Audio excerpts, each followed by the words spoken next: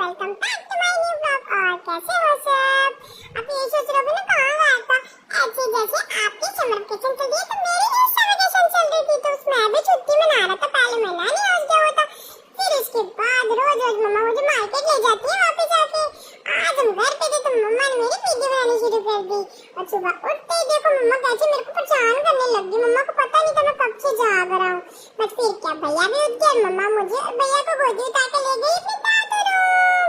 और फिर वहाँ जाके मैंने थोड़ी खेली खेली करी, दादी से मालिश करी, वापस आके मैंने नहाई नहीं करी और देखो रेडी हो गया। फिर मम्मा मुझे विटामिन और आयरन की मेडिसिन दे रही थी। मेडिसिन खाने में मैं थोड़े नखरे करता रहता हूँ, जबरदस्ती खिला रही थी तो मैं नोई कर रहा था। अब भैया तो बस फोन फोन फोन, मेरे पे तो कोई ध्यान देते ही नहीं है। बस खुद जब बोर होते तब खेली खेली करने आ जाते हैं। उसके बाद इतना थक गया कि मम्मा मुझे नींद कराने लग गई थी। अब मैं सो भी नहीं पा रहा क्योंकि पास में भैया पट पट पट पट बोलते रहते हैं, कुछ ना कुछ बोलते रहते हैं, चुप तो होते ही नहीं।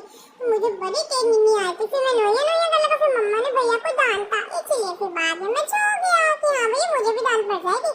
उसके बाद सो के उठा तो बस थोड़ी देर खेली खेली करी, फिर मुझे भूख लगी। मम्मा ने मुझे थोड़ा सा हलवा खिलाया, यम्मी यम्मी, बहुत टेस्टी।